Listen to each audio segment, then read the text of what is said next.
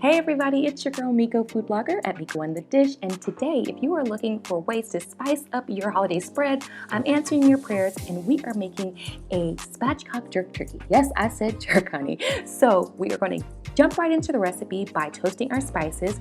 We have some cumin seed, whole coriander, and whole allspice that we're going to add to a skillet, and we're going to toast those up. And the reason why we toast them up is because warming up those spices helps activate the essential oils and also helps intensify the flavor, which is important because you know flavor is a big component of jerk. So once we get those nice and toasted, and you'll smell that permeate your house, I'm sure, after a few minutes, you want to get those into a grinder and grind those. And you might have to do this a couple times because I like it to be really, really fine so it integrates with all the other ingredients.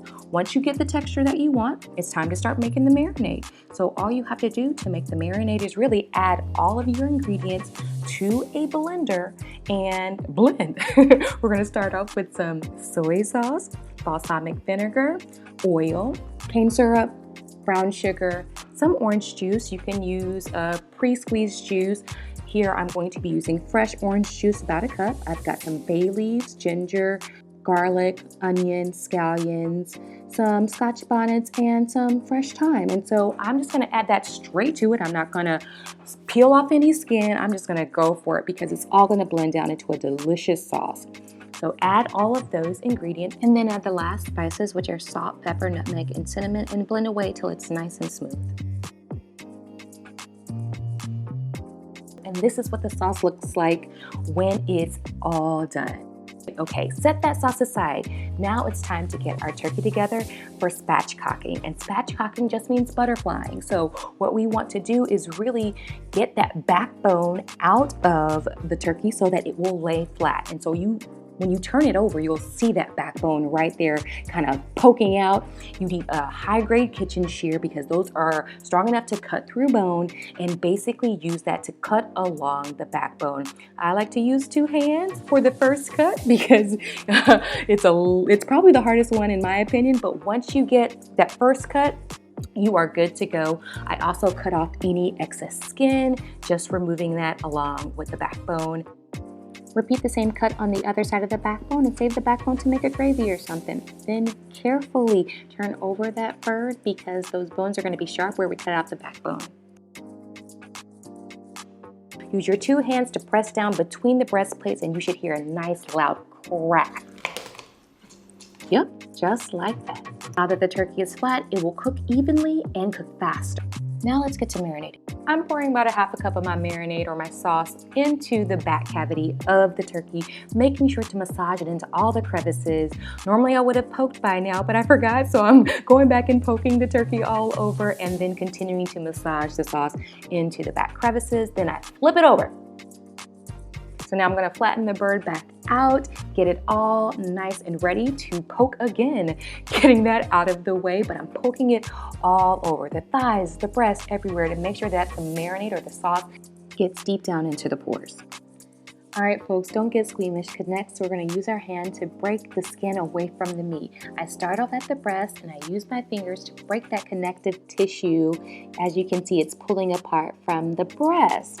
Now, the skin is very durable, so don't be afraid about pushing those fingers in there, but I do it across the entire breast, and then I also do that same procedure across each thigh, making sure to dig deep in there and create those pockets.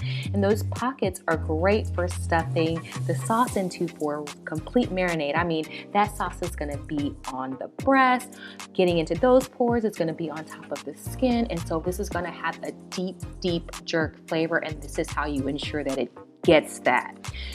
When you start adding it into each pocket, just add a couple tablespoons in the breast area and add a couple tablespoons in the thigh area. Don't worry too much about it spreading evenly because as you can see, I use my hands in order to help smooth out that sauce so that it spreads across the entire area of the meat. So just add, but don't use it all because we also need some for the top of our turkey, okay? So use your hands, spread it out nice and even, and then you're good to go. Now just pour the remaining sauce over the top Again, you want to make sure you're getting into all of the crevices. So get it on the wings, get it in between the wing and the breast, get it in between the thigh and the stomach area, get it all over that thigh, but really massage. I mean, this bird is getting a better massage than I do at the spa, honey. This bird is living the life. Once you get it all nice and massaged in, now it's time to put some saran wrap on it or some plastic wrap on it. And so what we're going to do is we're going to wrap this up nice and tight and get it in the refrigerator so that it marinates overnight.